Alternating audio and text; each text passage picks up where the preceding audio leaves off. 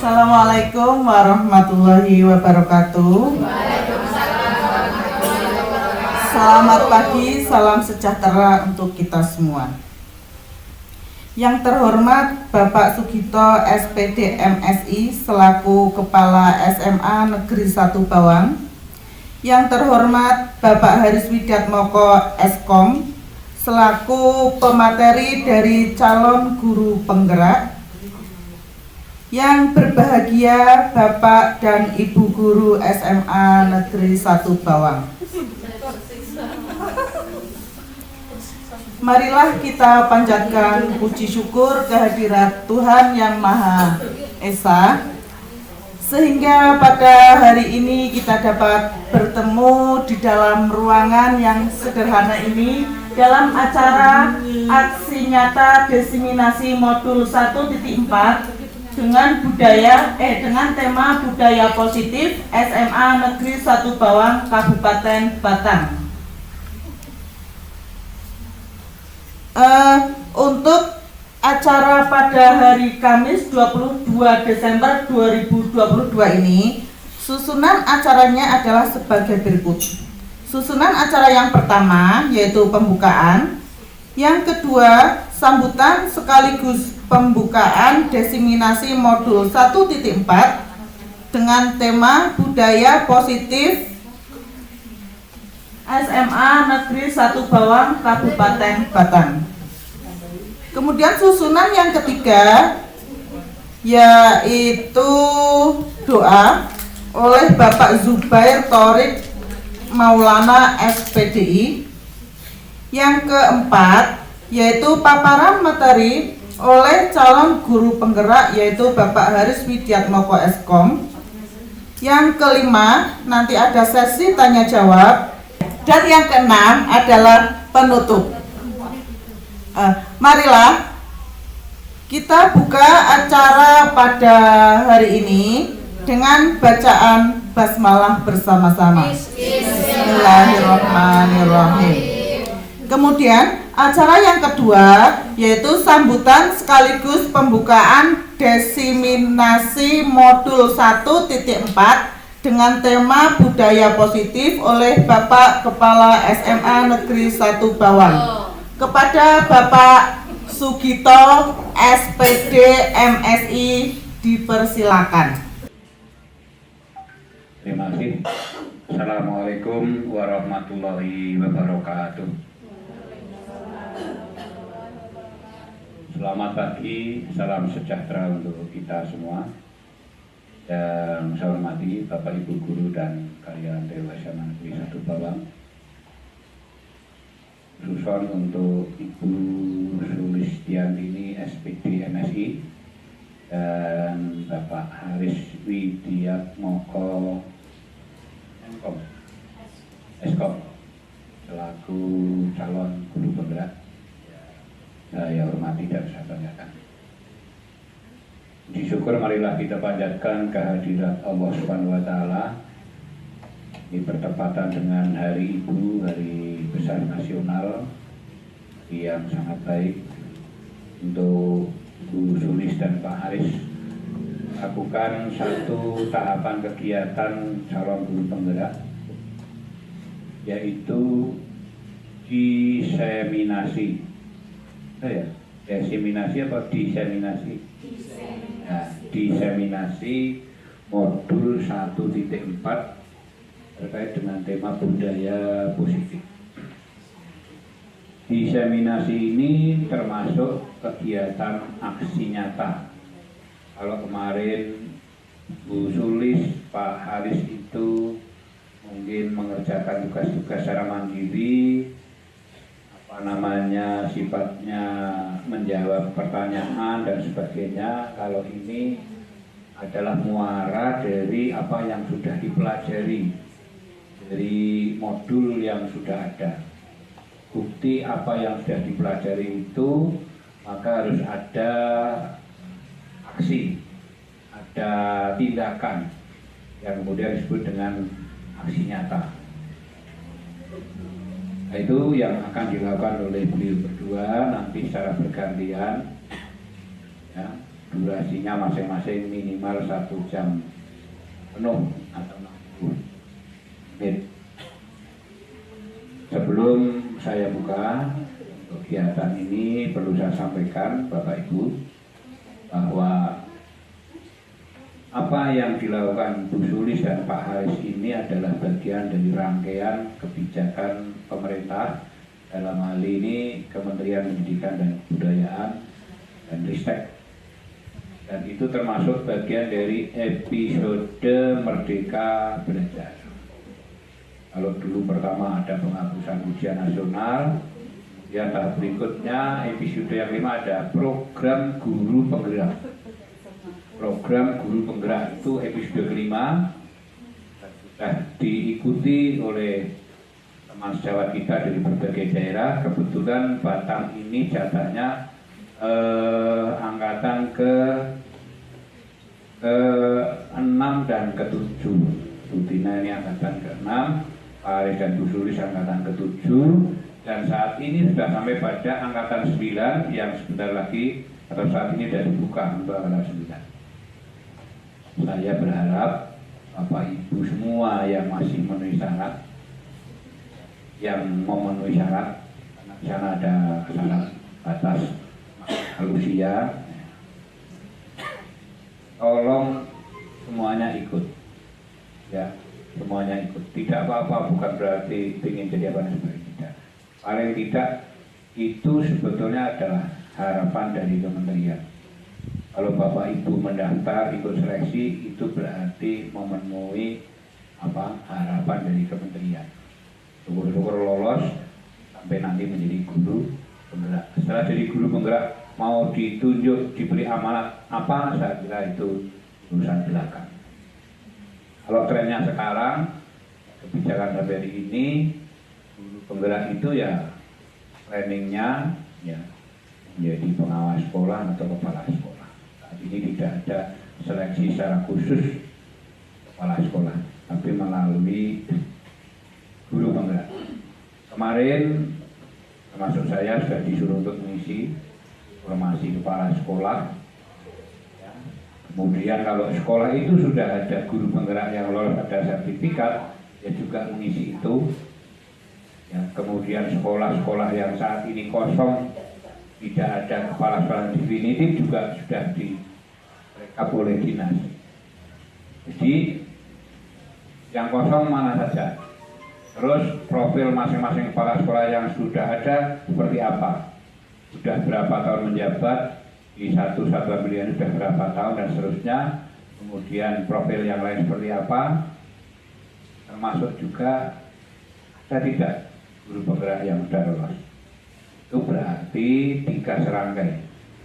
3 serangkai itu ada sekolah yang tidak ada kepala sekolahnya, ada kepala sekolah lama, sudah barang itu ada kebutuhan baru untuk mengisi formasi kepala sekolah, dalam ini dari guru. Nah, kalau kemarin yang sudah diangkat itu angkatan 1 dan 2 dari kawasan selatan dan barat sana termasuk Brebes, maka untuk kali ini yang nanti akan diangkat di kepala angkatan ke-3 dan ke-4. 3 dan ke-4. Yang 5 ke-6 mestinya yang itu. Kalau pemerintah dan kementerian membuka program guru penggerak, ini berarti Bapak Ibu diwajibkan ikut. Bahasanya begitu. Ya.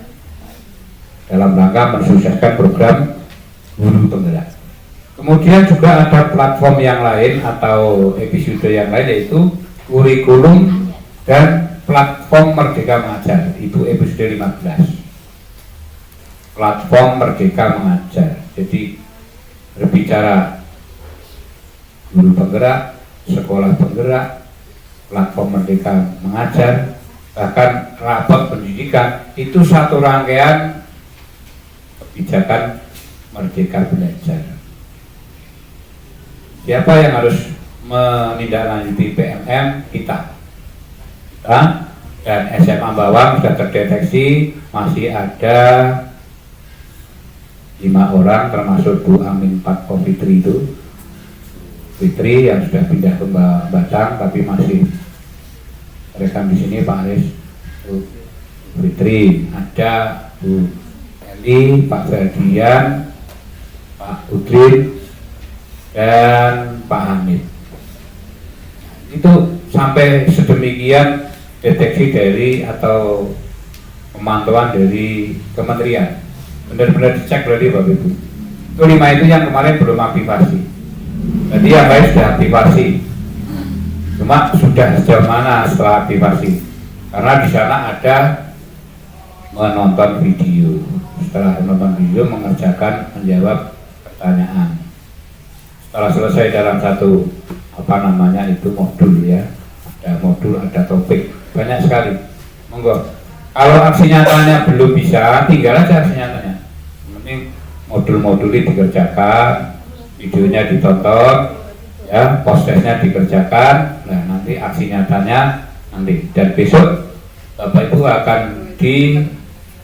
ada pencerahan dari namanya Pak Widi itu ya. Nah, itu. Oleh karena itu, tolong jangan dilewatkan. Eman-eman. Sebab kebanyakan Bapak Ibu terkait dengan platform dengan mengajar itu kesulitannya itu di aksi nyata. Yo ora sulit tapi gampang. Dari gampang ini ragu-ragu, bingung, keberia gitu loh. Nah, itu kesempatan yang baik besok tolong orang halangan yang benar-benar penting untuk bisa diikuti. Tolong yang lain diberitahu. Nah, orang tahu melu ini saya hilang dari peredaran. Tapi ketika ikut seperti ini, ternyata besok karena penting berangkat, apalagi berangkat. Nenek orang kurung informasi seperti ini dari saya, kadang menganggap angin lalu. Saya orang tahu melu jur belas akhirnya jur orang melu, upacara orang melu, pembinaan orang melu, apa-apa orang ngerti dianggap hal yang sepele. Gitu loh. Oleh karena itu Bapak Ibu yang langsung minimal yang di sini besok bisa ikut. Nah, saya berharap yang lain juga meskipun hari ini tidak hadir bisa ikut.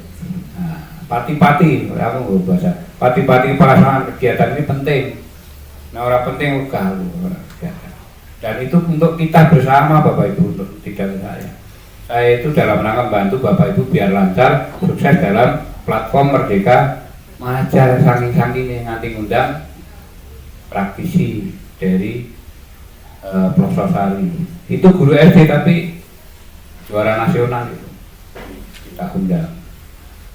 Saya kira itu. Terima kasih atas perhatiannya Bapak Ibu. Marilah kita mulai kegiatan aksi nyata diseminasi modul 1.4 mengenai budaya positif yang akan dilakukan oleh Bu Rustiantini SPD MSI dan Pak Haris Widiatmoko Eskom. Dengan membaca Bismillahirrahmanirrahim, kegiatan saya nyatakan dibuka.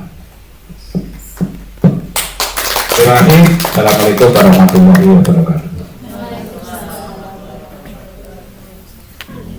Terima kasih kepada Bapak Kepala SMA Negeri 1 Bawang, yaitu Bapak Sugito SPD MSI. Semoga dapat menjadikan motivasi bagi kita semua untuk melakukan hal-hal yang positif, khususnya dalam acara guru penggerak ya. Kemudian acara yang ketiga yaitu doa yang akan dipimpin oleh Bapak Zubair Thorik Maulana SPDI. Kepada Bapak Zubair Thorik Maulana SPDI dipersilakan.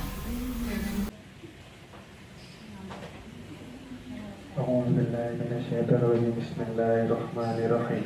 Alhamdulillahirabbil alamin. Hamdan yu'affi ni'amahu wa yukafi mazidah ya rabbana lakal hamdu wa lakal syukru kama yanbaghi li jalali wajhikal karim wa azimi sultanik. Allahumma shalli wa sallim ala sayyidina Muhammad wa ala alihi wa sahbihi ajma'in. Rabbana hab lana min azwajina wa dhurriyyatina qurrata a'yun waj'alna lil muttaqina imama. Rabbana awzi'na an nashkura ni'mataka allati an'amta 'alaina wa 'ala walidayna wa an na'mal shalihan tardahu wa adkhilna bi rahmatika fi ibadika shalihin.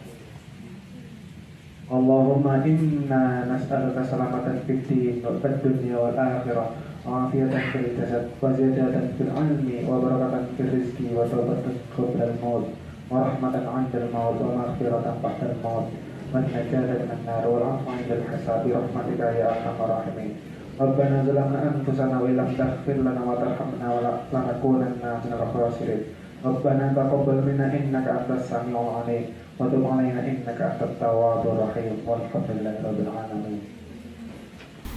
Terima kasih kepada Bapak Zubair Tarik Maulana SPDI karena telah memimpin doa pada acara hari ini. Kemudian acara yang keempat yaitu paparan materi oleh CGP yaitu Bapak Haris Widiatmoko Eskom. Kepada Bapak Haris Widiatmoko Eskom dipersilakan.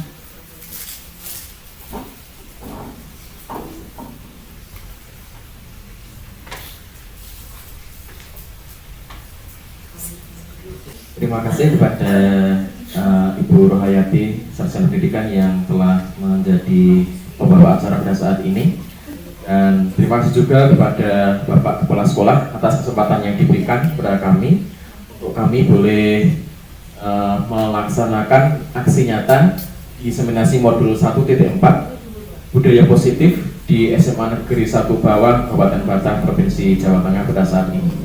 Demikian pula penghargaan dan terima kasih yang setinggi-tingginya kami berikan dan kami apresiasikan kepada Bapak Ibu guru hebat yang sudah berkenan hadir pada kesempatan pada saat ini untuk bersama-sama kita belajar bersama tentang budaya positif di SMA Negeri 1 Bawang yang tercinta ini.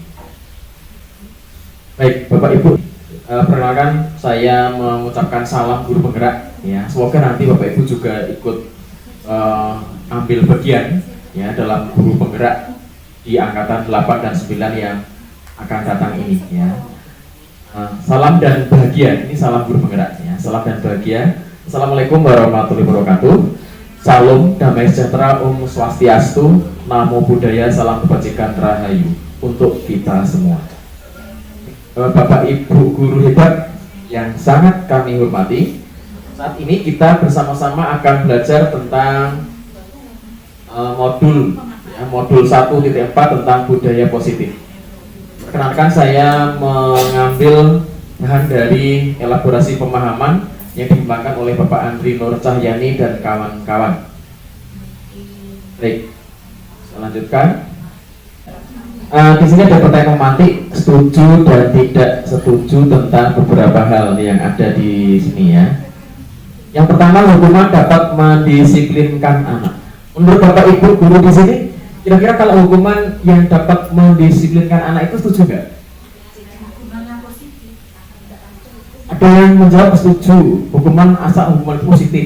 Oke, saya catat. Usulnya seperti mana? Kalau menurut saya tidak setuju adanya hukuman. Oke, tidak setuju adanya hukuman.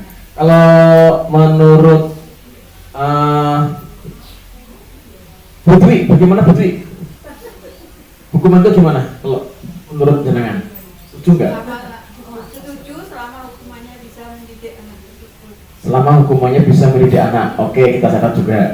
Ya, yang tidak setuju dan setuju. Oke, imbang. Oke, kita next ya. Pemberian hukuman dengan hal positif seperti membaca atau membersihkan halaman sekolah dapat meningkatkan disiplin anak. Benar nggak sih, Ibu? Kalau misalkan ada anak melakukan pelanggaran, kemudian kita hukum dengan hal yang positif seperti membaca atau membersihkan halaman sekolah, itu dapat meningkatkan kedisiplinan anak. Itu benar nggak? Tidak selamanya. Tidak selamanya, tidak selalu. Tidak selalu. Karena setiap siswa kan berbeda-beda. Karena setiap siswa berbeda-beda karakternya. Oke, baik Bapak Ibu, kita tarik dulu ya. Yang kemudian yang ketiga, tadi masalah hukuman. Yang pertama hukuman, punishment ya, kalau bahasa Inggrisnya punishment.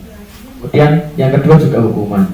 Kemudian yang ketiga adalah pemberian penghargaan dapat meningkatkan motivasi belajar anak. Benar nggak? Ada benarnya juga. Ada benarnya, ada tidaknya juga. Ya, oke. Sekarang mari kita belajar bersama-sama. Ya. Di sini saya tidak lebih pintar, tapi kita belajar bersama. Oke, Bapak Ibu.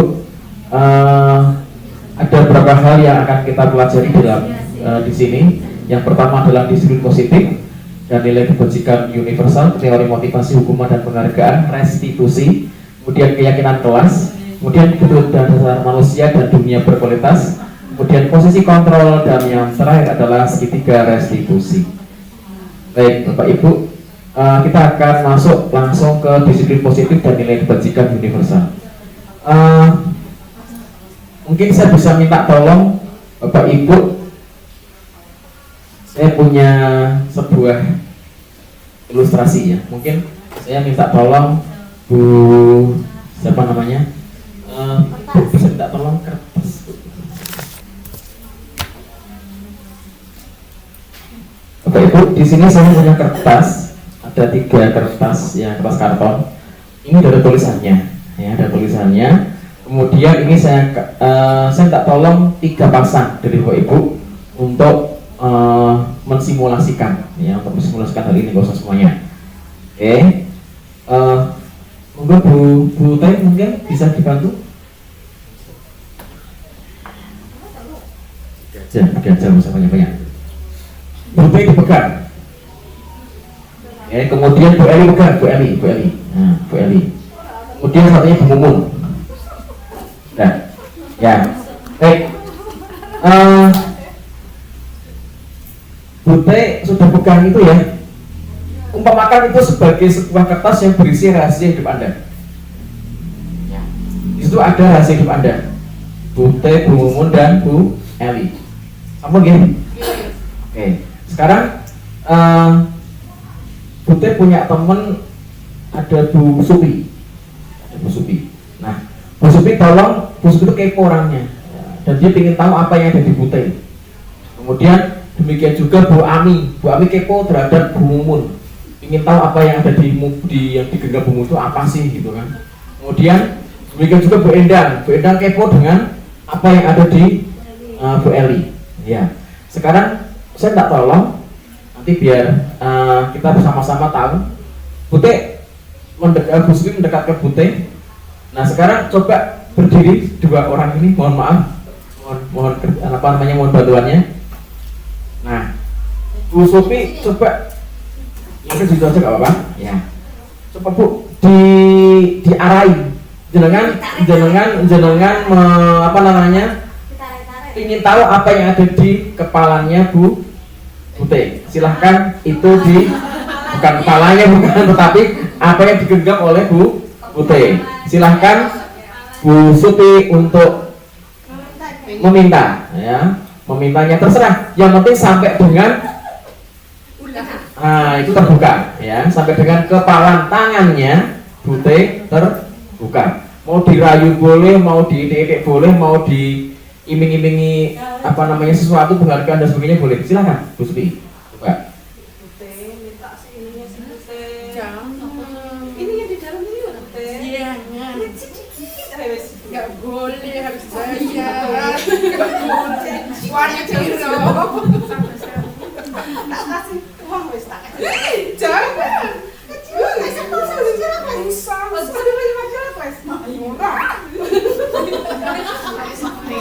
Nek bumbunya jarot aja besti.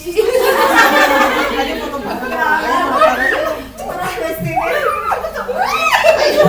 Ya, oke, terima kasih. Ya, masalah kenapa atau tidak nanti kita bahas ya. Yang pertama, itu tadi Bu Supi merayu dengan sedemikian rupa ngajak foto, kemudian mau ngasih uang dan sebagainya, mengiming-imingi sesuatu kepada Bu Teh supaya mau membuka itu tadi kepala tangannya. Nah, tapi nggak berhasil. Sekarang coba Bu Mumun dengan Bu Ami, ini bisa harusnya.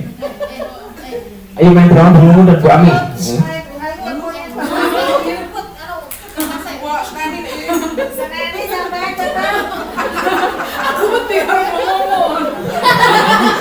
Ternyata Bapak Ibu, ternyata ada yang aneh di sini. Dia nggak berani. Ya, ini fenomenal sekali. Gak apa? Karena Bu Mumun bentuk menakutkan rupanya. Iya, ya. Nggak berani minta Bu Ami ya? Nggak berani. Yaudah, makasih Bu Mumun. rahasia aku ya, kamu nggak boleh tahu. Oke, rahasia aku nggak perlu tahu. Ya. Sekarang Bu Eli dengan Bu Endang. Bu Endang, monggo Bu Endang. Diarai apa yang ada di Bu Eli. Ada Bu Eli gampang dirayu. Terserah mau merayu boleh, mau maksa boleh, terserah. Kalau menyerahkan diri. Bu Eli cantik. Kayaknya cantik tangannya. Coba tak lihat. Satunya. Tidak boleh. Beda mau berapa? Kita lihat permainan. Permainan. Buka, tutup. Buka, tutup. Bu Eli, tadi saya lihat itu ada semut masuk ke sini.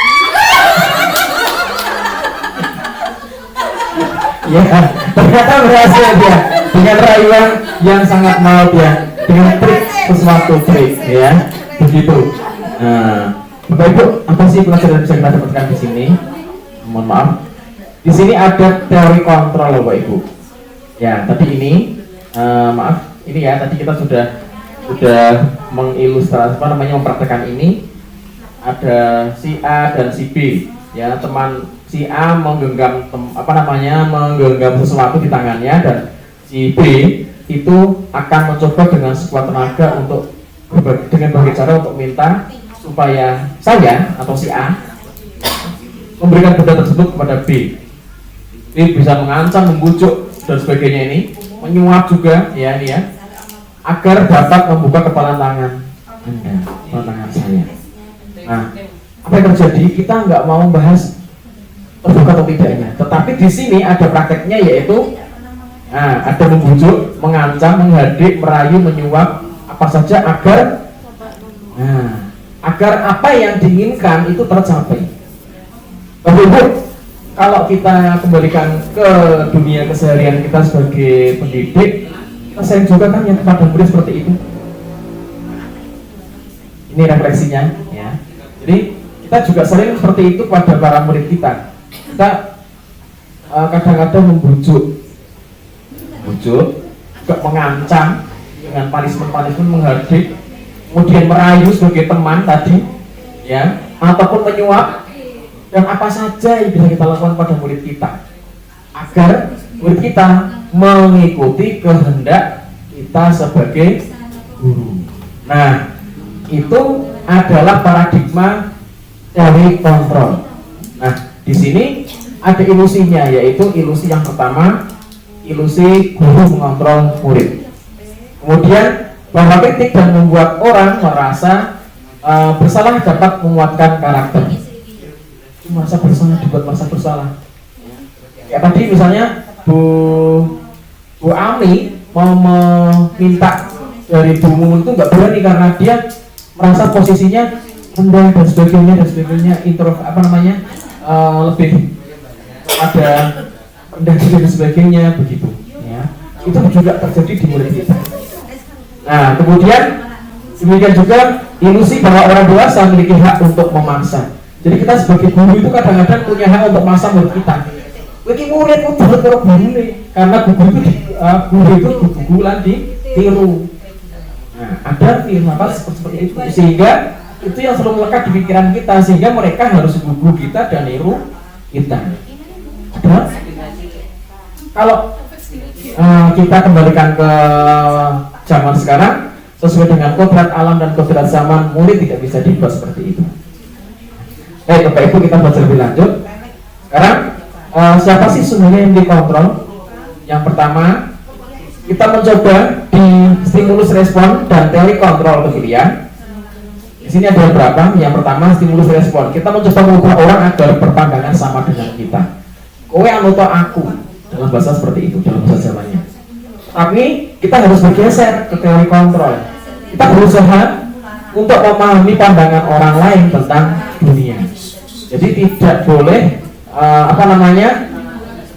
supaya orang manut ke kita selalu itu enggak seperti itu. Tetapi kita harus berusaha memahami pandangan orang lain tentang dunia ini, juga tentang kita. Itu adalah teori kontrol, bukan stimulus respon. Ya. Kemudian yang berikutnya adalah perilaku buruk dia sebagai suatu kesalahan. Jadi ketika murid melakukan suatu kesalahan, maka dia dianggap berperilaku buruk Dan itu adalah sebuah kesalahan. Padahal ketika murid melakukan sebuah kesalahan, memiliki perilaku yang sedikit menyimpang, itu kadang-kadang mereka punya tujuan. Bapak Ibu, sepertinya kita juga pernah mengenal atau mendengar tentang teori kebutuhan dasar manusia.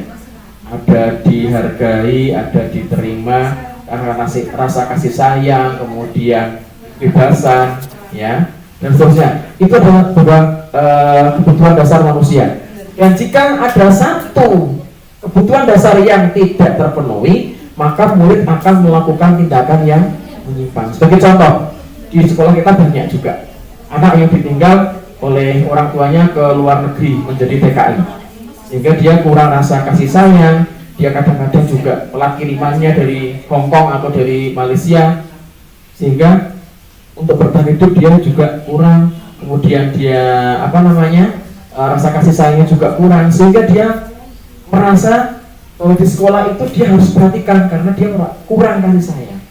Bisa jadi seperti itu. Dan itu salah nggak? Nggak salah, karena dia ingin memenuhi kebutuhan hidupnya, ingin memenuhi kebutuhan dasar hidupnya dia, yaitu disayangi dan bertahan hidup, sehingga dia melakukan hal-hal yang menarik perhatian orang lain untuk menyayangi dia. Bapak Ibu, di sini kita akan belajar disiplin positif yang berasal dari teori kontrol atau teori pilihan dari Dr. William Glasser. Ya, yang pertama, Anda tidak bisa mengontrol orang lain, hanya Anda yang bisa mengontrol diri Anda. Kemudian semua perilaku memiliki tujuan. Kemudian model berpikir menang-menang atau win-win solution. Ya, kita lanjutkan yang di sini dulu. Nah, orang lain bisa mengontrol saya, yang ketiga. Nah, di sini sebetulnya hanya kita sendiri bisa mengontrol diri kita. Kemudian demikian juga kita bisa mengontrol orang lain, ini di stimulus respon. Tetapi di teori kontrol kita tidak bisa mengontrol orang lain. Ini similar, ya. Hanya orang lain yang bisa mengontrol dirinya dia sendiri. Kemudian ini ada pemaksaan. Oke, Ibu, kalau hukuman itu termasuk pemaksaan enggak? Pemaksaan, ya. Hukum itu termasuk pemaksaan. Nah, pemaksaan ada pada saat bujukan gagal. Nah, tadi pada saat Bu T dan Bu Supi, ya, Bu T dan Bu Supi itu mensimulasikan kertas yang digenggam, kemudian Bu Supi ingin tahu, maka dia membujuk. Ketika bujukannya gagal, maka dia maksa dengan iming-iming dan sebagainya, maksa supaya Bu T membuka tangannya. Pemaksaan ada pada saat bujukan sudah gagal. Nah, ini di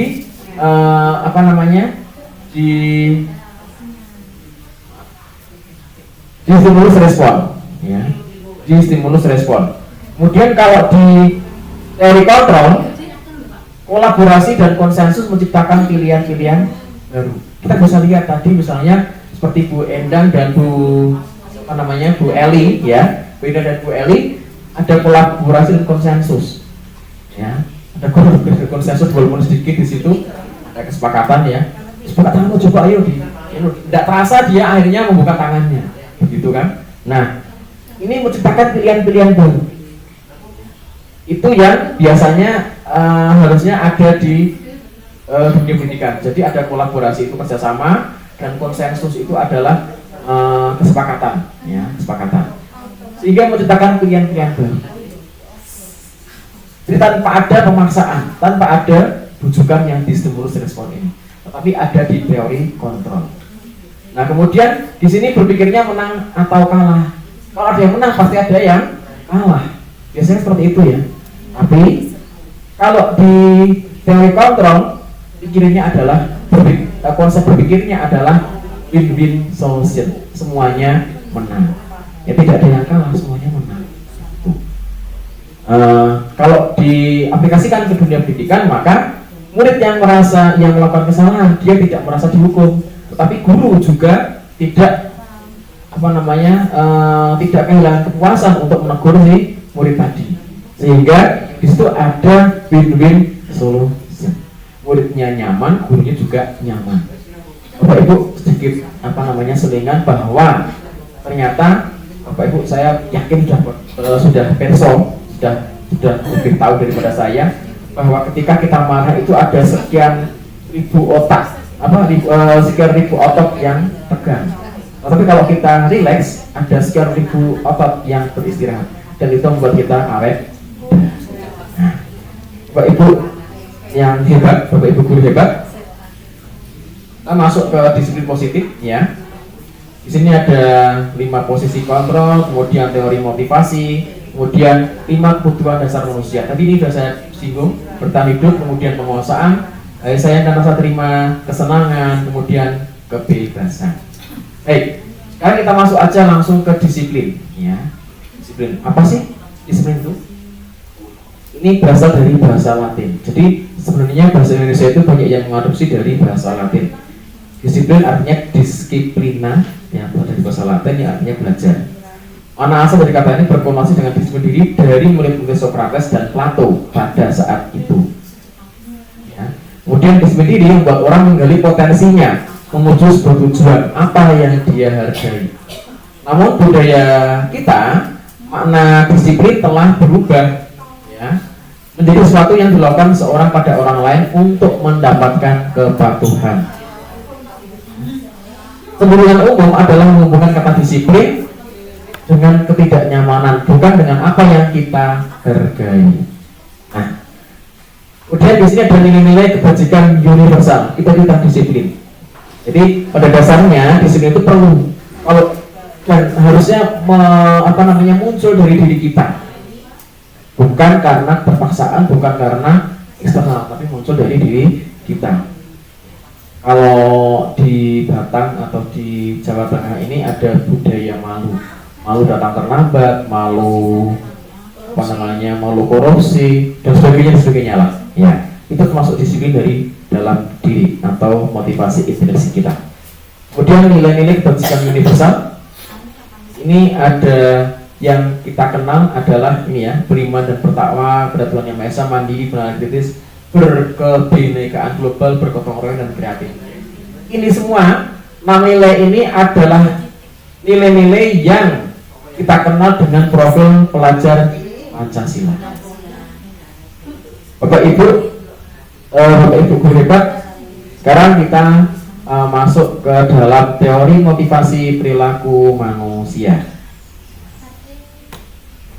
Yang pertama, untuk menghindari ketidaknyamanan atau hukuman, apa yang akan terjadi apabila saya tidak melakukannya? Itu adalah motivasi eksternal. Apa sih yang terjadi jika saya tidak melakukan A, jika saya tidak melakukan B? Itu adalah motivasi eksternal. Ya. Nah, ini untuk menghindari hukuman. Yang pertama, untuk menghindari hukuman. Kata kuncinya hukuman. Supaya nggak dihukum, maka harus bla bla bla bla bla. Kemudian yang kedua, untuk mendapatkan imbalan dari orang lain atau institusi. Jadi supaya mendapatkan, kalau yang pertama adalah untuk menghindari hukuman, yang kedua adalah supaya mendapatkan penghargaan. Bapak Ibu, tadi di awal saya sudah menyampaikan setuju tidak setuju ya tentang hukuman. Demikian juga tentang penghargaan. Nanti ternyata ada di sini. Ada di sini. Yang ini adalah untuk mendapatkan penghargaan, adalah motivasi eksternal.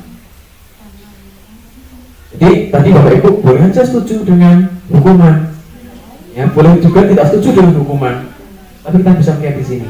Demikian juga dengan penghargaan. Oh ternyata itu semuanya adalah motivasi eksternal. Bapak Ibu, yang namanya motivasi eksternal itu bagaimana? Kalau itu hilang, maka motivasinya juga akan ikut hilang. Kira-kira seperti itu.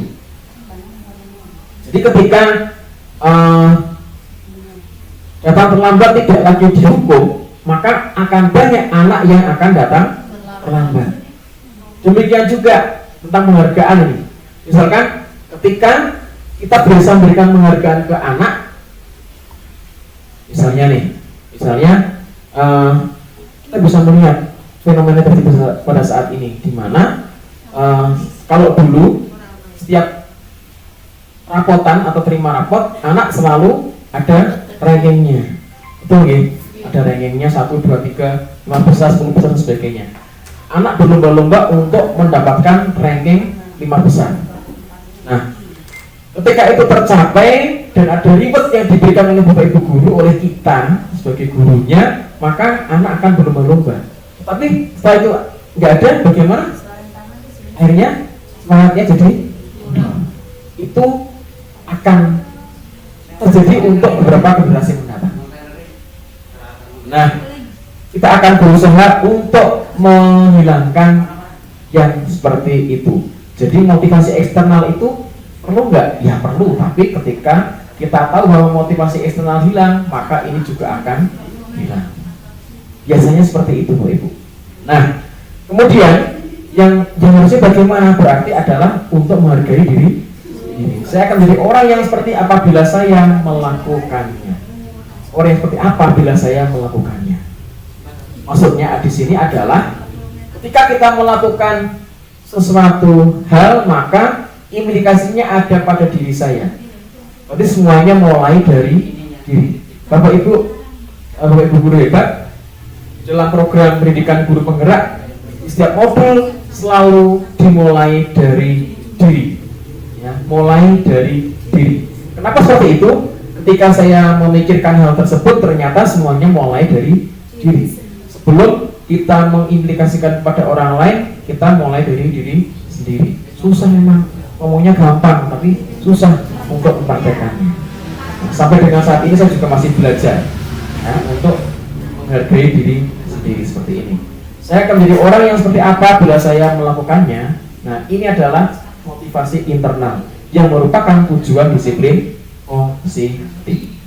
Dan itu akan kita tanamkan secara perlahan-lahan, butuh waktu juga pada peserta didik kita, pada murid-murid kita.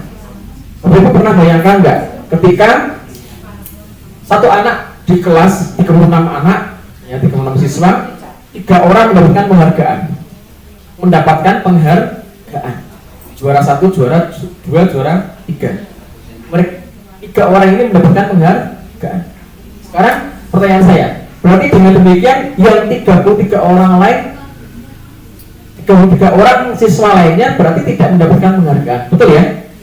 Sama halnya kalau ini saya ganti kata-katanya, 3 orang tadi dihargai, berarti yang 33 orang lainnya berarti tidak dihargai. Kira-kira begitu ya? Itu ada pemisahan perasaan di situ, Pak Ibu. Kita main perasaan. Jadi itulah kenapa penghargaan bisa jadi penting, bisa jadi juga menjadi bumerang bagi siswa sendiri, bagi kita sendiri. Makanya kenapa sekarang di kurikulum Merdeka tidak ada ranking gitu. Itu sebenarnya nggak perlu ya, karena setiap anak adalah unik, setiap anak memiliki keunikan masing-masing. Seperti itu. Jadi itu yang mendasari. Tadinya saya nggak setuju dengan penghapusan yang ranking, tapi ternyata setelah saya pelajari modul ini, saya baru tahu bahwa ternyata memang betul ketika 1, 2, 3 orang dihargai, maka yang lainnya tidak dihargai. Seperti itu. Kemudian kita kembali ke filosofi Ki Hajar Dewantara Merdeka. Merdeka itu artinya tidak hanya terlepas dari perintah, tidak hanya terlepas dari perintah, akan tetapi juga cakap buat memerintah diri. Ya. Ini menurut Ki Hajar Dewantara dalam bukunya Pemikiran, Konsepsi, Keteladanan Sikap Merdeka cetakan kelima tahun 2013. Ya, Bapak Ibu, sekarang kita akan belajar tentang dihukum oleh penghargaan. Kata-katanya ngeri, dihukum oleh penghargaan. Dihukum itu punishment loh, penghargaan reward. Kok besar-besarnya ada kata-kata dihukum oleh penghargaan. Ya, ternyata penghargaan berlaku sama dengan hukuman. Ada tanda petiknya di sini. Dalam arti meminta atau membujuk seorang melakukan sesuatu untuk memenuhi suatu tujuan tertentu dari orang yang meminta atau membujuk. Dorongannya eksternal dan akan ada faktor ketergantungan. Ya. Beberapa dampak dari pemberian penghargaan. Yang pertama, menurut jangka pendek dan jangka panjang, penghargaan menghukum.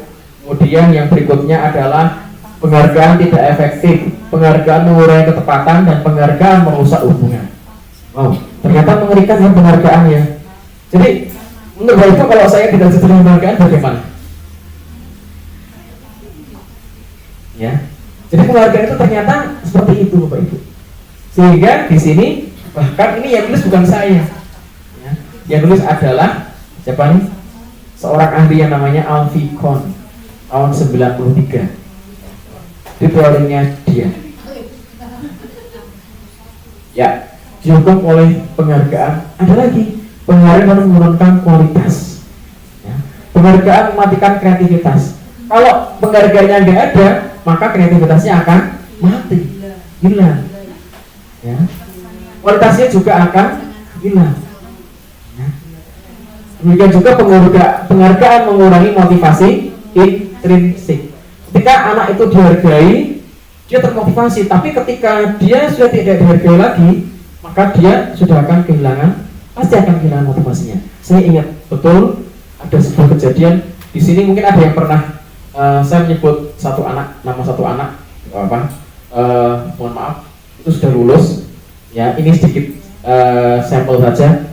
Namanya Imam Fatoni. Ada yang pernah mengajar Imam Fatoni? Lupa. Nah, pernah ya. Itu anak daerah Subah sana. Imam Fatoni. Fatoni itu dulu waktu SD dia itu pinter banget melukis. Dia itu pinter banget melukis, menggambar, Bapak Ibu. Ya, pinter banget melukis atau menggambar, gambarnya bagus, serius, gambarnya bagus banget. Kemudian dia selalu mendapatkan juara dari SD-nya. Dia mendapatkan penghargaan, kemudian dia juga mendapatkan juara-juara di tingkat kecamatan, bahkan kabupaten begitu, sehingga dia banyak mendapatkan penghargaan. Orang tuanya bangga, senang. Itu di SD. Di SMP, gurunya nggak tahu kalau dia pintar melukis, sehingga dia tidak lagi dihargai. Apa terjadi? Daya kreativitasnya dia untuk melukis habis, dia nggak bisa berkembang lagi. Sampai SMA pun dia bahkan tidak berkembang, lukisannya jelek. Itu contoh kecil aja. Jadi ketika penghargaannya hilang, maka motivasi intrinsiknya hilang, kreativitasnya hilang, dan seterusnya. Seperti itu. Jadi kalau seperti itu berarti kita nggak perlu menghargai siswa dong. Perlu, tapi secukupnya. Menghargainya adalah menghargai untuk semua kelas, bukan perorangan. Tapi kalian semua adalah hebat, bukan kamu hebat, si A hebat, bukan, tetapi semuanya hebat. Begitu. Bapak Ibu, yang berikutnya adalah bentuk program kebajikan atau apresiasi. Nah, di sini ada, dalam memberikan apresiasi untuk pengakuan perlu diingat beberapa hal. Beri pengakuan secara khusus, pribadi, kemudian kepada semua murid atau berkalian ya, kemudian secara konsisten, kemudian fokus pada proses. Ya, ini pembukanya, ini contohnya saja. Contoh pengakuan atau apresiasi kebajikan. Kemarin saya perhatikan dari kebajikannya apa? Rasa empati besar sekali. Situasinya pada saat menolong murid baru di kelas kita. Ini apresiasi, ini bukan penghargaan, tapi apresiasi. Jadi kita mengapresiasi. Yang kedua, saya menghargai kepedulianmu pada saat kamu membantu teman-temanmu di tugas kelompok. Ini apresiasi, Bapak Ibu. Secara verbal, bukan memberikan penghargaan, tapi apresiasi, itu beda. Apresiasi adalah pengakuan atas sesuatu yang telah dia lakukan, bukan penghargaan. Kemudian juga terima kasih untuk ini ya, ini tadi. Terima kasih untuk rasa tanggung jawabmu pada saat kamu memungut kertas-kertas yang berserakan di lantai. Ini meningkatkan motivasinya dia yang di dalam diri, bukan dari eksternalnya dia.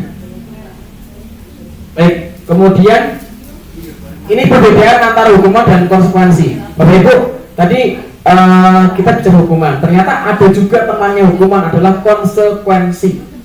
Nah, di sini dibuat bersani. Di sini ada mencatat terlalu sekali di dalam buku kalimat saya tidak akan terlambat lagi karena terlambat sekolah. Ini termasuk hukuman atau konsekuensi menurut Ibu? Hukuman. Oke, catat ya, hukuman. Lari mengelilingi lapangan basket 2 kali karena terlambat dari sekolah. Hukuman. Murid diminta untuk push up 15 kali karena tidak menggunakan masker. Apa ini? Hukuman. Menggantikan kertas tugas teman yang telah coret-coret. Ya, kemudian ini bersihkan tumpahan air di meja tulis. Konsekuensi. Kita lihat jawabannya, betulkah? Ya, itu ya. Jadi Bapak Ibu sudah paham tentang apa itu hukuman dan apa itu konsekuensi. Ya. Perbedaan antara hukuman dan konsekuensi, hukuman itu menyakitkan karena harus terjadi. Menyakitkan harus terjadi, yang menyakitkan harus terjadi. Kalau konsekuensi sesuatu harus terjadi, tapi nggak menyakitkan. Ya. Kalau hukuman membuat anak sakit, fisik maupun hati, bisa sakit hati, bisa sakit fisik. Wah, kurang ajar kan, hukumnya mau lari lapangan dan sebagainya, padahal belum sarapan, kasihan kan hukumnya. Ya. Kemudian kalau konsekuensi anak merasa tidak nyaman dalam jangka waktu pendek. Ya. Kemudian anak membenci kedisiplinan, ini hukuman. Kalau konsekuensi anak menghargai disiplin, hukuman lagi paksaan. Kalau konsekuensi stimulus tanggapan. Kemudian hukuman ini yang penting, mendorong anak menyakiti diri sendiri. Jadi kalau anak sudah mau menyakiti diri sendiri itu bahaya. Nah, kalau konsekuensi mendorong anak agar mudah menyesuaikan diri. Pada akhirnya akan terjadi konsekuensi yang buruk untuk hukuman. Konsekuensi adalah konsekuensi yang baik. Nah, kalau di sini hukuman akan ditutupi dengan menyembunyikan kesalahan. Kalau konsekuensi adalah anak belajar untuk mematuhi peraturan. Nah, Bapak Ibu monggo bisa dibedakan antara hukuman dan konsekuensi. Ya. Ini disadu dari restitution Diana Gosen, ya, The Five Position of Control, Yayasan Pendidikan Ibu. Nah, sekarang kita bicara tentang restitusi. Bapak Ibu sudah pernah bilang apa itu restitusi? Restitusi kalau saya melihat dari Kamus Besar Bahasa Indonesia itu artinya pengembalian, restitusi. Ya. Tapi kalau di sini, nah kita bisa lihat di sini, sehingga mereka bisa kembali pada kelompok mereka dengan karakter yang lebih kuat. Itu tujuannya. Jadi proses menciptakan kondisi bagi murid untuk memperbaiki kesalahan mereka. Itu juga merupakan proses kolaboratif yang mengajarkan murid untuk mencari solusi untuk masalah mereka sendiri. Jadi ada dorongan dari dalam dirinya sendiri untuk mencari solusi terhadap masalah mereka sendiri. Itu restitusi. Kemudian membantu murid berpikir tentang orang seperti apa yang ingin mereka jadikan, atau tujuannya itu menjadi orang yang seperti apa. Ya. Dan bagaimana mereka harus memperlakukan orang lain. Bapak Ibu tadi konsekuensi sudah bagus ya daripada hukuman ya. Ya kan? Tapi ternyata di sini ada yang lebih bagus lagi, yaitu restitusi. Nah, tadi hukuman yang sudah kita bahas, konsekuensi sudah kita bahas, kemudian restitusi. Kalau di sini ada harus, di sini juga harus. Tapi restitusi merupakan pilihan. Kita ingat kembali ke tadi, merdeka itu adalah merupakan sebuah pilihan. Merdeka belajar. Pak, kalau seperti itu berarti anak-anak bebas dong mau belajar atau tidak? Enggak, bukan seperti itu maksudnya. Tapi merdeka belajar sesuai dengan yang dikatakan oleh Mas Menteri, merdeka belajar adalah memerdekakan anak untuk belajar sesuai dengan keyakinan mereka, sesuai dengan kodrat alam dan kodrat zamannya, sesuai juga dengan pemikiran Ki Hajar Dewantara. Jadi bukan masalah mau belajar atau tidak, bukan, tapi belajar sesuai dengan apa yang menjadi minat dan bakat mereka, sesuai dengan kodrat alam dan kodrat zaman. Kira-kira seperti itu. Restitusi sangat baik. Ya. Korban mendapatkan keadilan, oke, hukuman. Korban bisa diabaikan, ini konsekuensi. Ya. Kalau restitusi, korban mendapatkan ganti. Ya. Kemudian restitusi juga, ini jangka panjangnya ini sangat baik. Kemudian masalah terpecahkan, murid belajar bertanggung jawab untuk perilakunya. Dan fokus pada pemecahan masalah dalam jangka waktu yang panjang. Ini adalah restitusi. Nah, ciri-ciri restitusi seperti apa sih? Nah, Bapak Ibu di sini ada 9. Yang pertama adalah belajar dari kesalahan, bukan untuk menebus kesalahan. Kemudian yang kedua, memperbaiki hubungan, relasi antar murid dengan murid, atau murid dengan guru, murid dengan semua lingkungan sekolah dengan semesta. Kemudian tawaran, di sini ada tawaran, ya, bukan paksaan. Kemudian menuntun untuk melihat ke dalam diri, Kemudian restitusi juga mencari kebutuhan dasar yang mendasari tindakan. Apa sih? Kok dia bisa seperti ini? Kenapa? Itu tugasnya guru BK Ibu Irma ya, seperti itu ya. Saya yakin Bu Irma dan Pak Wal serta Pak Yanto sudah biasa mencari kebutuhan dasar yang mendasari tindakan seseorang anak. Oh ternyata anak ketika dia mengambil di kita ada bahasa ngabluk ya. Ngabluk itu ketika ngambil gorengan 2 ngakune 1 misalnya. Oh ternyata dia melakukan seperti itu karena di rumah dia nggak sarapan, di rumah dia kurang makan dan sebagainya. Ada sesuatu yang mendasari kenapa dia seperti itu. Bukan langsung dipotong, oh salah ini enggak, tapi tak lihat akarnya kenapa. Kemudian restitusi diri adalah cara yang paling baik. Restitusi diri ini adalah motivasi intrinsik. Kemudian restitusi fokus pada karakter tindakan, restitusi fokus pada solusi. Kemudian restitusi mengembalikan murid yang berbuat salah pada kelompoknya. Ya, Bapak Ibu,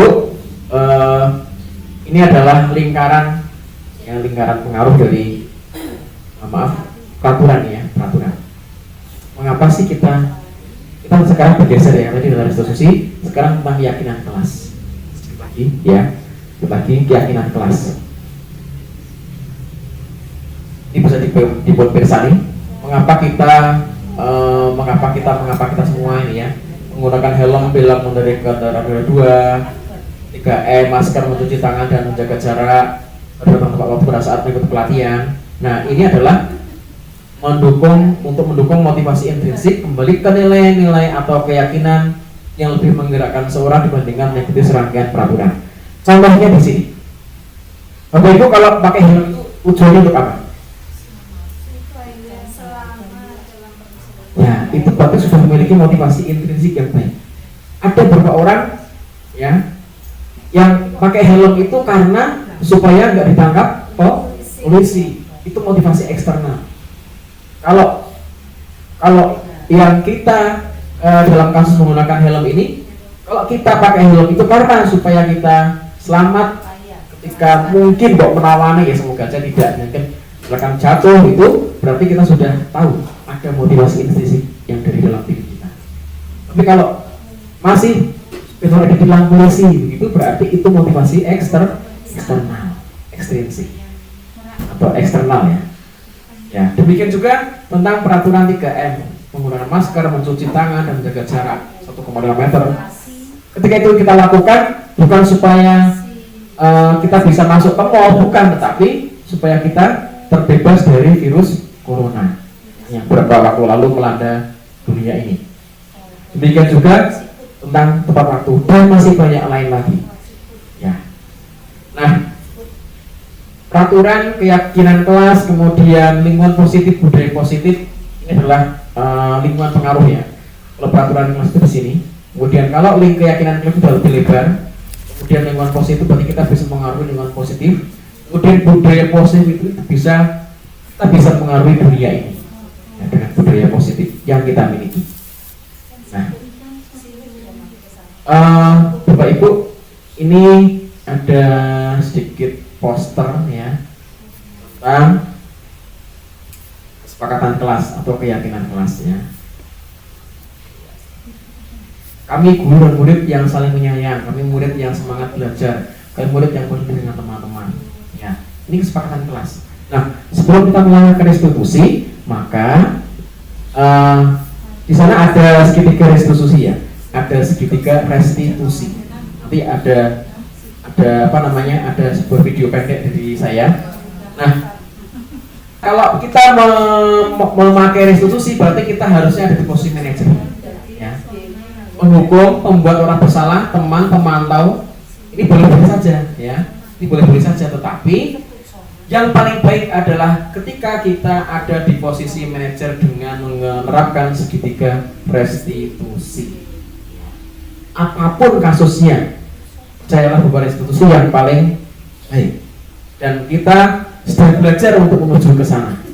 Bapak Ibu, di modul 1.4 tentang budaya positif, kita diajari untuk berpikiran positif pada anak didik kita, dan kita bisa mengembangkan budaya positif yang dimulai dari diri sendiri, terutama ketika kita berhubungan dengan anak didik kita ya di kelas maupun di sekolah, dan kita menjadi manajer sehingga kita bisa memandang anak didik kita bukan sebagai rival tapi sebagai teman, sebagai anak didik yang tugas kita adalah menuntun tumbuh kembangnya mereka. Kita sebagai petani kehidupan. Demikian kata Ki-Hajar Dewantara. Nah ini tentang posisi kontrol tadi ya. Jadi di sini pernyataannya saya kecewa sekali dengan kamu ini membuat orang merasa bersalah. Kemudian kamu tidak pernah benar ini penghukum. Kemudian ayolah lakukan demi ibu atau bapak di teman. Kemudian pemantau ini demi mendapatkan stiker. Kemudian menyelesaikan masalah ini sebagai seorang manajer, ya seperti itu. Ya. Nah ini dia segitiga restitusi. Sebelum saya pertontonkan video pendek, di sini ada segitiga restitusi. Tapi kita berbicara tentang restitusi, yaitu mengembalikan siswa ke dalam kelompoknya dengan sifat-sifat yang baik. Nah di sini yang pertama adalah validasi kebutuhan, validasi tindakan yang salah, kemudian menstabilkan identitas, kemudian menanyakan keyakinan. Ini merupakan segitiga restitusi. Contohnya, kamu tentu punya alasan mengapa melakukan hal itu. Misalkan anak-anak salah, kenapa sih kamu melakukan hal itu? Kamu pasti ada alasannya. Kemudian sebelum itu kita bisa stabilkan dulu. Stabilkannya gimana? Oh, yowes, gak apalah kamu pakai sepatu putih misalnya. Ya toh nggak hanya kamu yang pakai sepatu putih. Nah, tapi kemudian ada pertanyaan lanjutan lagi. Kenapa sih kamu kok bisa pakai sepatu putih? Tentu kamu punya alasannya. Itu kan? Nah, mungkin ada cara yang lebih efektif yang bisa kamu gunakan supaya kamu nggak pakai sepatu putih. Dan apa sih yang kamu butuhkan? Ya kan? Nah, kemudian setelah itu mereka akan menjawab, mereka akan mulai berpikir, oh saya butuhnya berarti ini Pak. Kenapa kok pakai sepatu putih? Mungkin bisa aja dia karena tergesa-gesa supaya nggak terlambat, daripada terlambat ini pakai sepatu putih apa adanya gitu kan. Yang ada di situ indikatornya sepatu putih. Nah kemudian setelah dia sadar bahwa dia salah, baru kemudian nilai apa yang telah disepakati. Berarti nggak boleh pakai sepatu putih, ya berarti harus pakai sepatu hitam. Terus tindakannya bagaimana? Berarti besok lagi harus disiapkan dulu sehari sebelumnya. Itulah metode dari segitiga restitusi. Bapak Ibu, saya akan tunjukkan sebuah video singkat dari saya.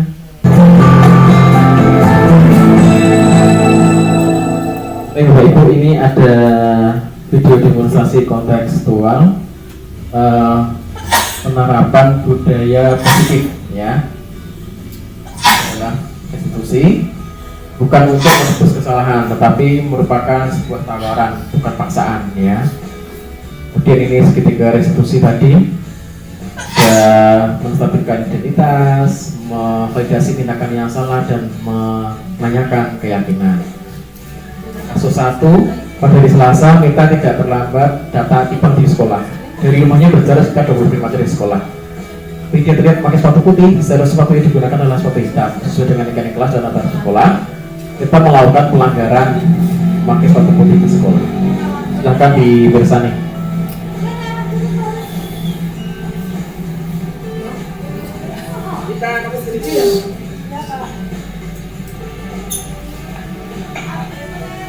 Ini Mita kelas 23 sama bawah. Kamu tahu kenapa saya panggil? Baik. Kamu sudah tahu selain kamu pakai sepatu putih ya? Tidak apa-apa. Kamu bukan satu-satunya anak yang pakai sepatu putih di sekolah. Dan tidak apa-apa, teman-teman juga ada yang seperti itu kok. Kamu itu punya alasan kenapa kamu pakai sepatu putih hari ini.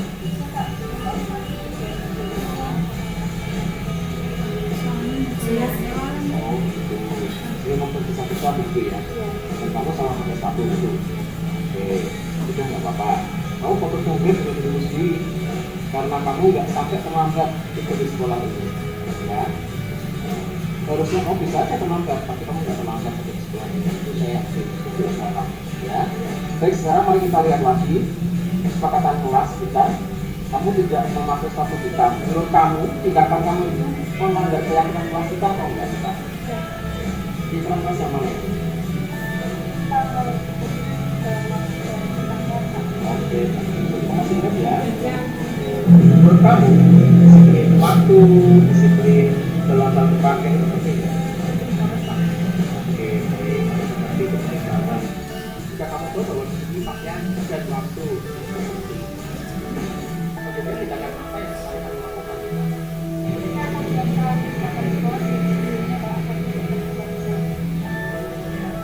Dan kamu harus memenuhi pagi itu ya.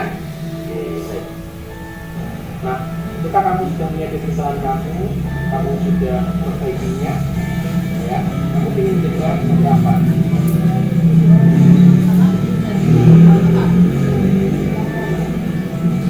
Juga kamu harus menjadi orang yang manis, itu ya. Sudah paham Mbak? Baik kita, jika demikian, kamu boleh masuk kelas, ya.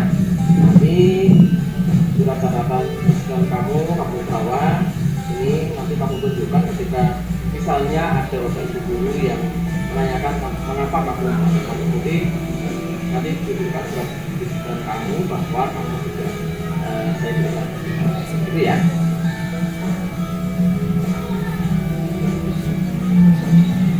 Terima kasih, kita silakan kembali ke kelas.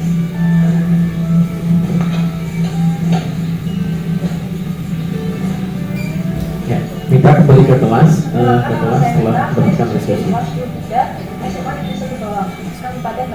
Kemarin saya melakukan pelajaran yaitu tidak memakai sepatu di sekolah. Pada mulanya saya merasa takut karena saya kira saya pasti akan dihukum. Tetapi ternyata bukan saya salah. Oleh Pak Haris yang saat itu menunjukkan saya diajak untuk melakukan kesalahan yang sangat besar. Pak Haris tidak marahi dan menghukum saya sehingga saya merasa lega. Jika Pak Haris membuat saya belajar untuk menghitung waktu dan pakaian yang saya tuntas dan sekolah. Terima kasih Pak Haris sudah memaafkan saya dan tidak menghukum saya walaupun saya melakukan kesalahan benar. Bahkan beliau sudah menghibur saya dan menguatkan saya sehingga saya merasa nyaman dan senang belajar di sekolah ini. Terima kasih. Nah, ini kasus yang kedua. Pada hari Jumat, Aid dan Nasya bermain game di gazebo sekolah. Pada saat jam pelajaran PKN, mereka bolos. Ya, dan mereka melanggar tata tertib sekolah dan juga melanggar keyakinan kelas mereka, yaitu tidak dicuri waktu dan tidak bertanggung jawab pada tugasnya masing-masing. Apa yang sampai buat sekolah? Pak, iya, pelajaran PKN kalau kita gimana kalau kita bolos lagi gas bagian perlu PKN juga ya itu juga nggak marah-marah Bapak ada di sini. malas pilih main game ngapain sekolah Ikut pelajaran. enggak bos itu bagian juga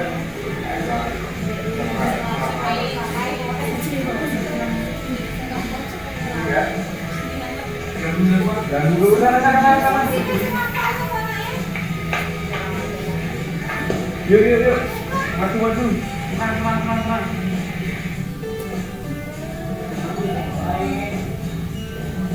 Salam.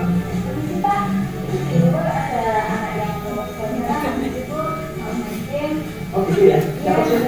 lagi sama Pak. Oh, oke. Itu pelajaran PKS sekarang ya? Ya, Terus belajar? enak Pak. Iya, makasih ya. Ya.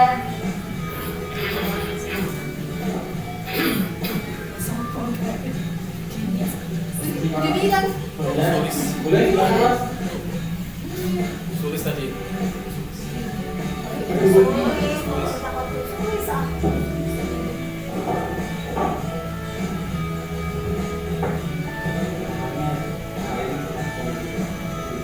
Iya. Tapi ada anak yang bilang kamu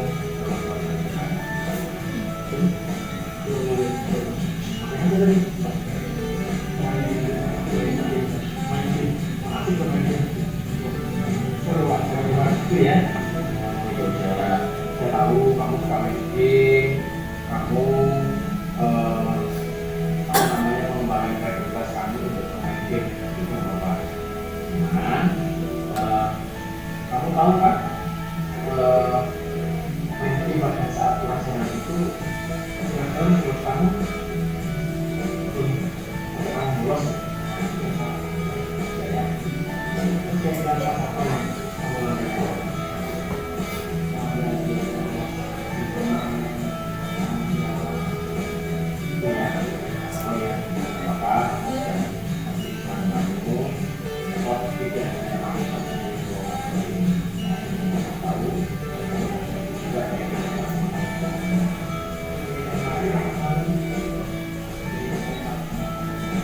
ya.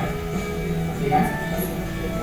Kalau seperti itu, setelah kamu mengetahui apa namanya keyakinan kelas yang melanggar, kira-kira tindakan apa yang akan kamu lakukan setelah kamu mengetahui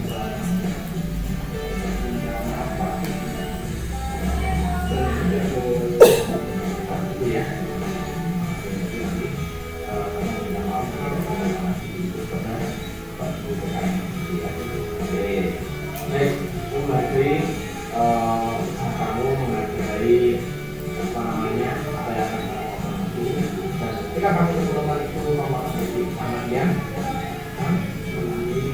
disiplin gitu ya. Baik, oke, tidak apa-apa kalau tidak kalian cuman besok lagi tolong sesuatu yang baik dan memperbaiki pada saat itu pun sekolah.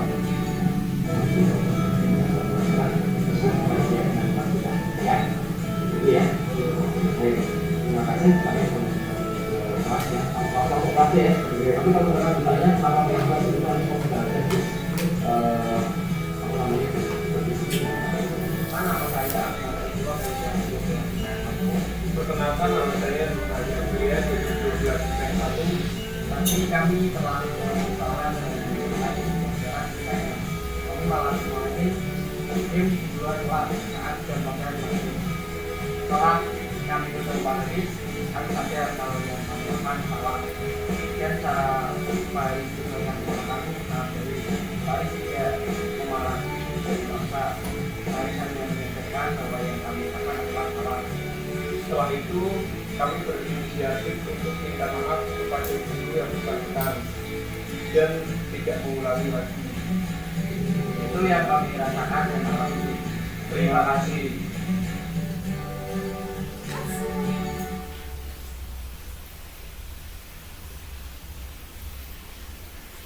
Ya, baik Bapak Ibu, terima kasih sudah menonton ya.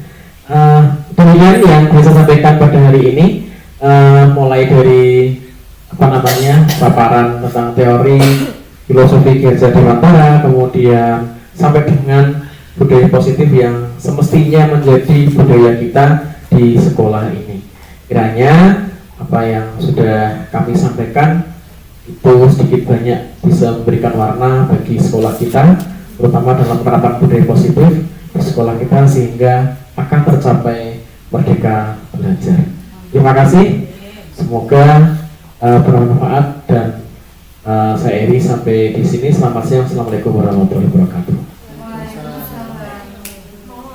Waktu saya kembalikan kepada pembawa acara.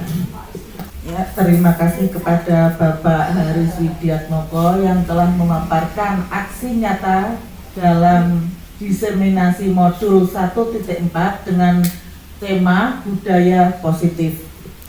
Untuk itu, acara yang kelima yaitu sesi tanya jawab ya. Silahkan apabila dari Bapak Ibu Guru ada yang ingin menanyakan suatu unek-uneknya kepada Bapak Haris Widiatmoko, dipersilakan.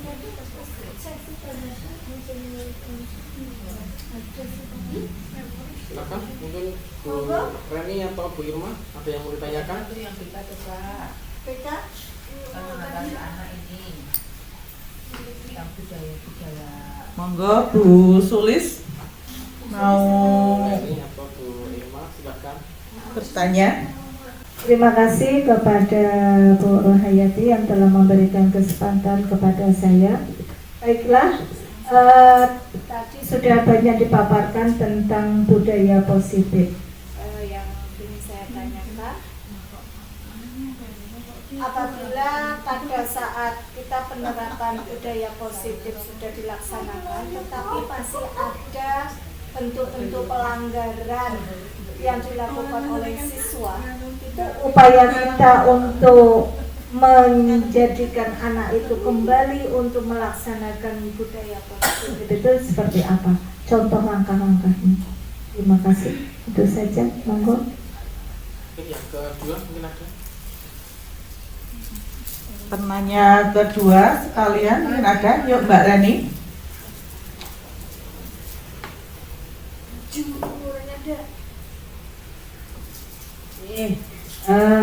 Sebelumnya terima kasih. Izin bertanya Bapak, jika tadi sudah memaparkan tentang budaya positif ya. Nah, tapi pada kenyataannya fakta di lapangan ketika anak-anak itu diberi sesuatu hal yang manis, yang imut dan lain sebagainya dalam penyelesaian masalah, itu malah cenderung anak menyepelekan kayak gitu Pak. Karena yang Bapak paparkan tadi dengan apa yang ada di lapangan, anak kita itu cenderung rodong bengkel kayak gitu Pak. Apa yang akan dilaksanakan Bapak ketika ada kasus seperti yang saya katakan tadi? Terima kasih.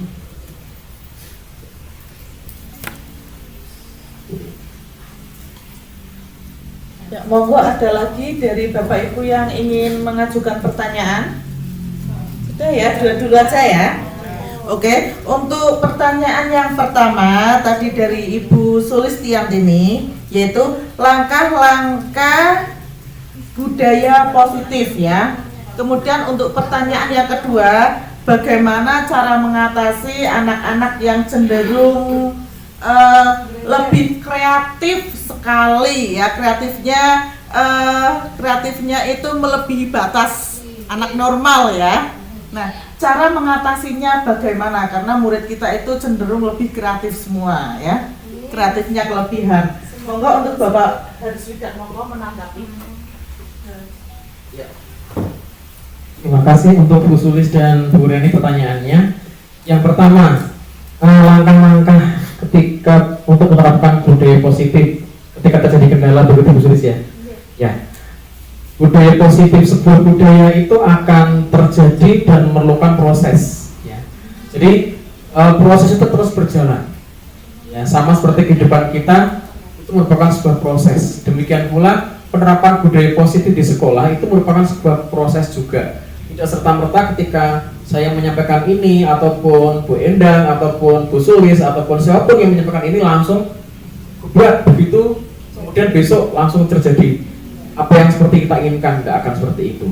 Itu butuh proses dan waktu yang relatif ya, relatif. Ada yang bisa cepat di kelas A, mungkin bisa cepat, kelas B mungkin agak lama dan seterusnya.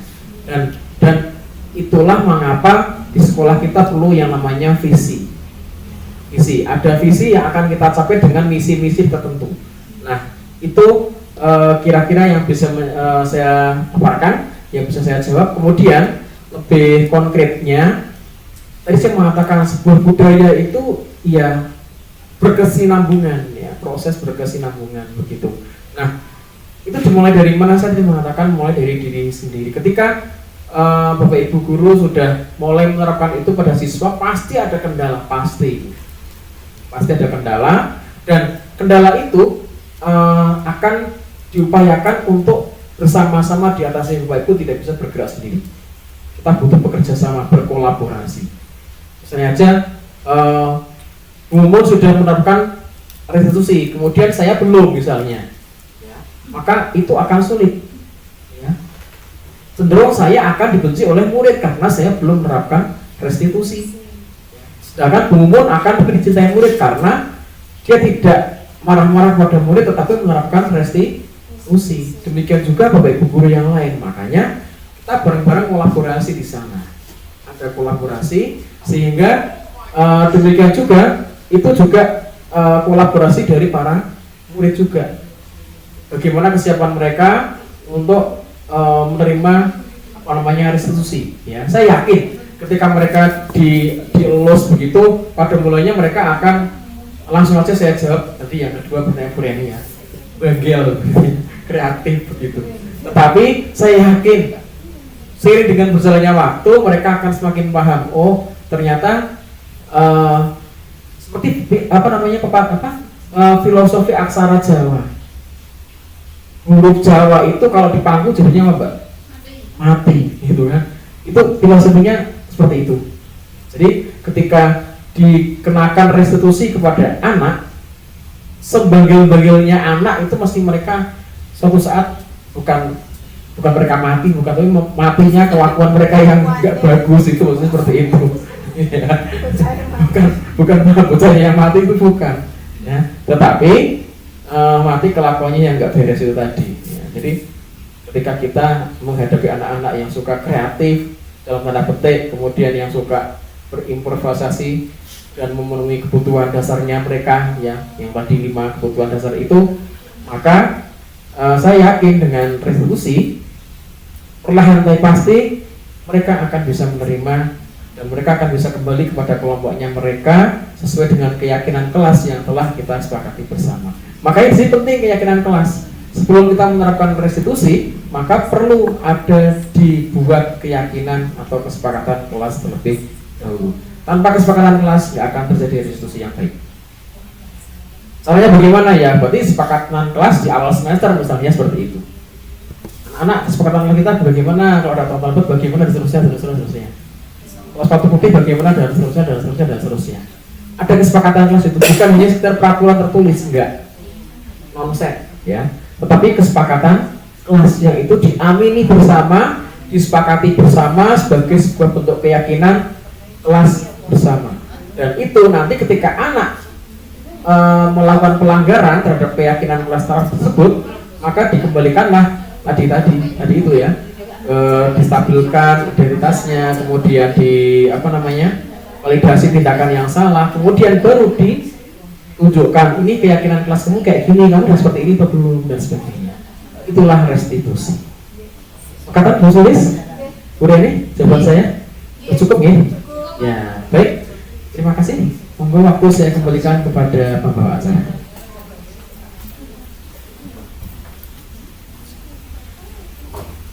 Ya, demikianlah jawaban dari Bapak Haris Widiatmoko tentang langkah-langkah budaya positif dan kasus bagi anak yang kreatifnya terlalu tinggi ya. Bagaimana para penanya? Sudah puaskah? Sudah ya? Ya. Oke. Bapak Ibu guru yang saya hormati, acara demi acara telah terlampaui semua ya. Tadi telah disampaikan oleh Bapak Haris Widiatmoko tentang budaya positif, yaitu perwujudan dari nilai-nilai atau keyakinan universal yang diterapkan di sekolah ya. Kemudian bentuk penerapannya itu bisa melalui gerakan literasi, kegiatan ekstrakurikuler maupun kegiatan pembiasaan. Kemudian yang diharapkan dari budaya positif di sekolah yaitu dapat menumbuhkan motivasi intrinsik dalam diri anak untuk menjadi pribadi yang bertanggung jawab dan berbudi pekerti luhur serta berkarakter mulia atau berakhlak mulia ya. Nah, demikianlah acara ini. Semoga semuanya sehat dan dapat mengambil manfaat dari pertemuan hari ini dalam rangka aksi nyata diseminasi modul 1.4 dengan tema budaya positif SMA Negeri 1 Bawang Kabupaten Batang pada hari Kamis 22 Desember 2022.